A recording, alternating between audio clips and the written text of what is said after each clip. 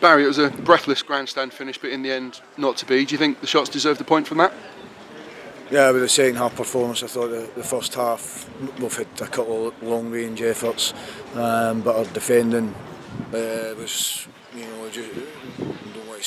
was terrible. Their 2 goals, too easy, not good enough, and that puts a different reflection on our first half that was okay, which we know isn't good enough. It's not going to win games, okay, but such poor defending.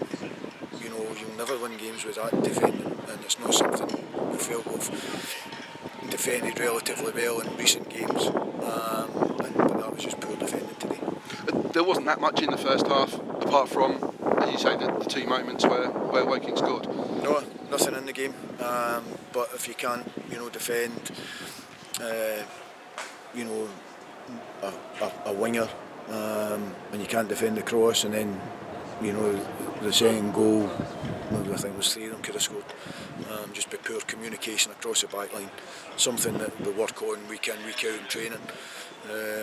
If you can't do that, then you won't win games, and that's the disappointing thing, because these players are better than that, but on a consistent basis we don't get it. There was appeals for offside in the build-up to the second goal. Was any complaints? I need to see it again, but if I'm being honest, I don't think it was.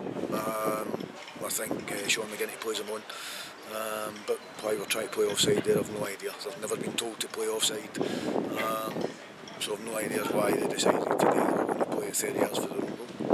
But I suppose that's what makes it all the more frustrating, where it is a relatively even first half, and just those 2 isolated moments and that second goal right before half-time could have been decisive. Yeah, that's the difference in these games, where we don't defend properly in one box, and we can't put the ball away in the other, and that's the stripped back to the bare bones. That's their problem.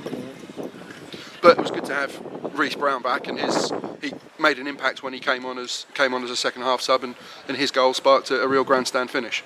Yeah, Reece has been ill. He's had a virus for 10 days. He's trained with the boys the past couple. He would never have lasted any more than whatever it was, 40 minutes. We were lucky to get that out of him.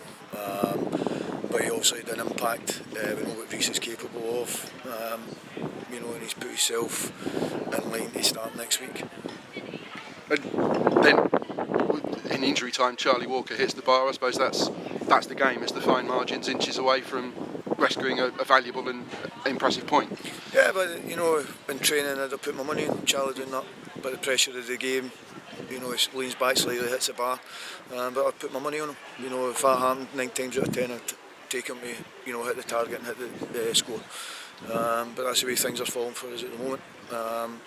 And we're disappointed for all these fans. There's a tremendous support they got behind the players, and we're disappointed for them as much as anything, because they have gave the players their backing. But sadly, they didn't defend well enough to win the game. As I say, we played okay, but to me, okay is never going to be good enough.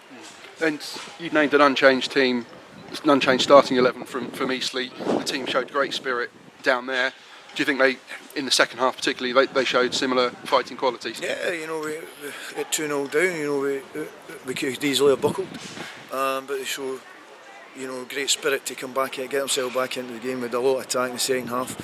But that's not going to win games. It'll help, as we've seen down at Eastleigh, where the great team spirit and some good play gets us a draw. But we need to couple that team spirit with doing the basics right, and that's defending your box and putting the ball in the back of the net. Once you cross the white line, it's the responsibility is there to do that. And unfortunately, we didn't do it today again.